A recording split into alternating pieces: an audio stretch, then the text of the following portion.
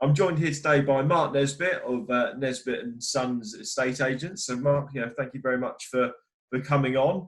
I know it's been a bit of a challenging time for you, shall we say, between the last two lockdowns. I think you've gone from being employed in lockdown number one to setting up your own business in between the last two. So, I don't know if you want to tell us a bit about what made you start up, what you're doing, and where you are, and we'll go on and start the interview. Yeah, so thanks, Dan. So obviously I've been in corporate estate agency for over 20 years, and for the last 12, a sales director at Your Move. On lockdown, was furloughed in March, like everyone, and sort of during that period, like I think a lot of people through lockdown, they've just sort of decided, actually, sometimes life's too short to put things on hold.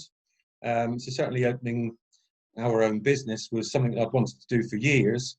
And I think the positive side for lockdown for me and for the whole COVID-19 thing is that it gave us that push that we needed. And I felt like there was a marketplace there to be had for a good professional bespoke agent working in secure conditions. Agreed to leave Your Move in officially August. We launched Nesbitt Sons on the 1st of September. Pretty rapidly, but amazing response. Certainly so far in the first 8 weeks, we've had an amazing response. So really enjoying it, and it's probably pushed me into doing something that I've always wanted to do. So we're now well underway with it.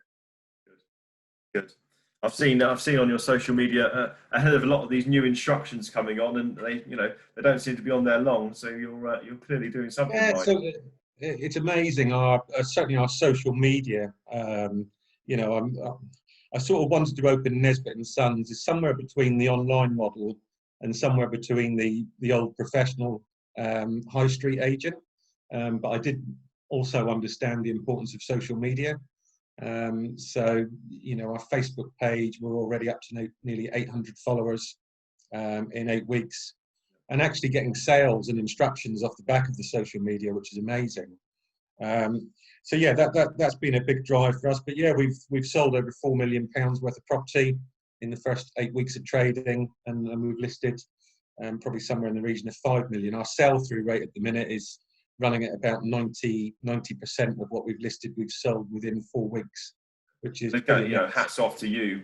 Cold start and all that. It's you haven't walked in there with a stock list full of properties. So no, brilliant. Obviously, when I left Your Move, we shook hands and we all left on very good terms. So I certainly took nothing with me, and I started with nothing. Really, really pleased. I mean, and what I'm finding is that, the reason our sell-through rate has been so strong is because of our hands-on one-to-one approach with the customers, which is 7 days a week. So I'm also not just selling properties. A lot of the conversations I'm having with vendors is trying to help them find, and then taking my advice on when they have found, what should I offer, Mark? So we're doing the whole service for people. Which people are loving, I've got to say, they really are. I suppose that probably leads into our first question, really. I mean, naturally, obviously, question one, you were in a corporate agency, so a lot for you essentially that's that business. But since there is, and now you set this up, but since the restrictions have eased, what would you say has been the biggest change to your business? Would you say it's something along the communication lines there? I mean, I think so. People want communication more, and they want to have regular and meaningful conversations with their estate agent, which unfortunately they're not getting from a high majority of high street agents. Yeah. I think the other thing that's changed, the buyers that are out there, and probably one of the reasons our sell-through rate is so good, is that buyers that are out there are very serious. If they're coming out to view with the restrictions, obviously, because we're limited on the amount of people that can view, I think who's out there is a very serious buyer at the minute. I think we've got to be careful, because I think there's been a surge in the market, which has been created, as you'll know, by two main things predominantly. 4 months of buyers that were locked away and suddenly had the door open to come out, and also the stamp duty freeze has been a massive help as well. It's a huge saving. I'll ask you a quick question on that, which I've asked everyone. Do you think it should be extended?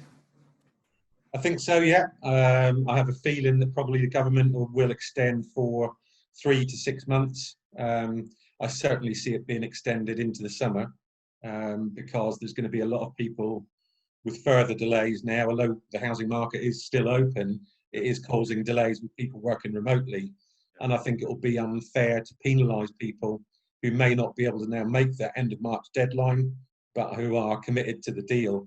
So I think, speaking to some solicitors that I know and other people, there's certainly a feel in the market that we'll see an extension of 3 to 6 months. I agree. Right, let's go on to question number 2. So question number 2 is, during this pandemic, and this could be business or personal, have you learned any valuable lessons that you wish to share?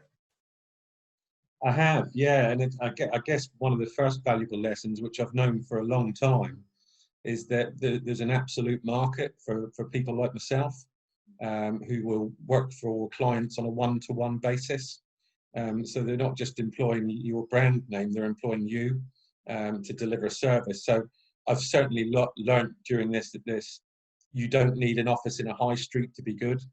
You need to be talking to your clients all the time and delivering what you say you're going to deliver. So one of the main things I've learned from a business perspective is that I know this model I have absolutely works. Although we've seen online agents, the likes of Purple Bricks and Yopa attempt this online model, the brutal truth is they were still corporate and they were still owned by shareholders. The thing with that is, you're just a customer to some of these large conglomerates. Whereas to me, they're part of the family as well. When we take people's houses on, we stay very close to them. So I think there's certainly now reassured me that the future of estate agency is probably driven by very experienced and very professional and very effective estate agents like me who know what they're doing. From a personal perspective, massive change for me. As you know, Dan, because we've known each other a long time, I've spent many weeks and days away from home, traveling the country in my old job, staying in beautiful Premier Inns, wondering what I was going to have for my meal deal every night. What I lost during that period of time was seeing much of my family. So what I've gained through lockdown is, finding my family again and having a much stronger relationship, taking my son to school in the morning. So yeah, there's been so many positives that have come out of the negative for me anyway. I totally agree. I mean, I know we've had several conversations, during, since previously at your old role, and obviously, setting up here, and, if there's one thing that you can't be knocked for, Mark, it is that you care. So, hats off to you on that. Question number 3, and okay, this is a bit of a funny one, because I've had some really interesting answers on that. And on this question is that, if you had the power to set the lockdown restrictions, what would you have set? What would you implement and why? So for me, I think the lockdown restrictions, all through lockdown, when everyone was struggling, and I think everyone's had a moment during lockdown. I would have rather stuck at it for longer if I knew it was going to be the end of it. I wouldn't have probably opened up the country so much so quickly. I'd have certainly wanted to get schools and businesses open. And for me, for lockdown, I think you can get away without having a holiday this year. For most of us, we all like to get away on a plane and go to wherever. But I think definitely as an island that we live in, we should have closed our borders and nobody in, nobody out. So certainly I think that was maybe a mistake that the government made. It's economical, I get that, and I get all the commercial reasons behind it. But I think we should have been tighter on how we came out of lockdown. And it's critical now that this time, everyone's got a political view on it, haven't they? But as the general public, we have a huge responsibility as well. And, I think for me, it would be trying to get people to adhere to the rules a little bit more, to make sure that we can get our children educated and keep our businesses going. So yeah, I would have probably not had people go on holiday when we first lifted it. And I'd have probably not done a 50% off all your food and drink deal as a government. So yeah, Nice. Was nice eating out 3 times a day though. Oh, it was, yeah, it was great. You know, everyone was rushing out, but I think we were probably right to come out of it, but it should have been a slightly tighter. I think probably should have been eased a little bit more rather than just a smack. Right, you Eased do it what you in, want. Yeah. and we were probably, as we all know, too slow to go into it in the beginning. Hence why we're in the position that we're in. But yeah, apart from that, you know, I think the government have got a hell of a difficult job on their hands. Labour, Conservative, whatever party's in, no one would have wanted this task. So it's difficult, isn't it? You're balancing the economy with people's lives. Quite nice that, you know, lockdown 2.0, as we all call it now, we've been allowed to stay open and continue to work and go forward and you know keep our offices open and, you know, keep the lines open and still conduct the viewings, which is quite nice. But question number 4 is what do you enjoy most about the new normal? Well, I actually enjoy spending time in the bar at the end of my garden. So, you know, I think the new normal is going to the rubbish dump and being able to book a slot and just drive straight in. I like that. I like the fact that actually I think as people will come out of this better, because I think people have realised it's about family and maybe make people less materialistic. I think so there's going to be some real positive. I like the fact that, you know, there are restrictions to a degree. You know, people aren't having to fill the hospitals at night with drunken people coming out of a pub fighting. So there's a lot of it I do like. It's difficult mentally. Look, it's very mentally challenging for all of us, isn't it? But I like some of the I like the new normal. You know, I like it being quiet.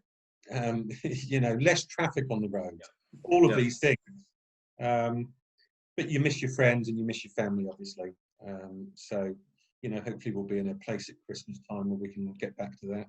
Oh, I agree. Hopefully, if the right motions are put into play, we'll have a good Christmas and hopefully see in the new year with a bit more normality, shall we say. But question number 5, and obviously I know you like a bit of a holiday, Mark, is if you could be anywhere in this world right now without COVID-19 being an issue, where would it be and why? Well, this time last year we were getting ready to go to Dubai, so I wouldn't mind a couple of weeks in Dubai at the minute. But I'd love to go back. As you know, I come from Northern Ireland, and we go over every year. And unfortunately, one of my uncles died recently, and as you may know, in Ireland the funerals are very quick, so couldn't really get over to pay my respects. So I could be lifted anywhere today. Probably I'd be over in Northern Ireland in a place called Castle Rock and be able to pay my respects. But yeah, apart from that, you know, it's nice where we are, being at home. I think people are starting to realise that they actually enjoy where they live and start to appreciate where they live and what's around where they live more.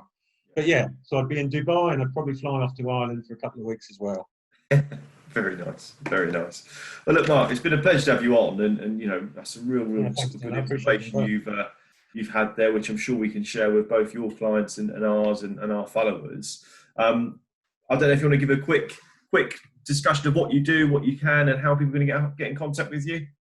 Yeah, so Nesbitt Sons, that's us. You know, we're a bespoke family-run business, so we offer a tailored one-to-one service. The main difference with us to the high street, if you and you know, and hopefully your clients and my clients know, normally when you go to a high street agent, you go in, you speak to one person, then someone else comes out and values your house. Once they've taken it on, you speak to someone else, and then once you've sold it, you're speaking to someone else again. So the unique point for my clients is they get me from start to finish with a wealth of experience in not just negotiating the best price for their property, but also, as you know, the skill set, as we've already done with our first completion through Dutton Gregory's in 7 weeks, which was amazing. That skill set of your agent and something we offer is that skill set in sales progression. Our fees are, you know, we're in between an estate agent on the high street and an online agent. Our fees are competitive. We offer a match or beat service. So we'll offer to match or beat any other agent, most of whom I've probably trained over the years. So At Nesbitt Sons, you know, we've got huge Nesbitt Sons are on Facebook, and also our website's up and running now, which is www.nesbittandsons.co.uk. As part of the service, we've also got a bespoke online auction method of sale with fees that can be as little as 0%. So depending on the type of property someone's selling and the speed that they want, we've adopted that now, and that will be, or is, up and running now. We have clients, obviously we work with solicitors like yourself, great relationship, and we also have a relationship with a company called Money Sprite, where we can give mortgage advice via Money Sprite for people. So yeah, it's all there, you know, but one thing... And your number, Mark? 07849 159 850 or 02393 785 108. But yeah, Dan, you know, people we're absolutely transparent. We're a family-run business that you can trust, and we're effective, and we get the job done. You know, selling someone's house is more important to us than listing it, which is exactly what we're doing at the minute. So we're really pleased, you know, and we sent a message out to all our customers last night to say, look, it's incredible. You know, we've got more Facebook followers now than some agents that have been around 30 years. So we know that we've got to carry on delivering a first-class service, which is what it's all about. And we will limit what we take on, you know, because if we think it's too much and we can't service it, we won't do it. So our fees are transparent. Everyone gets charged the same, and everyone gets the same level of service. So that's our bit of spiel from Nesbitt & Sons. Oh, brilliant. Well, look, Mark, thanks so much for coming on. You know, anyone looking to sell their property, please get in contact with Mark, and we can go forward from there. But thanks very much for coming on. Cheers, Dan. Thanks, guys.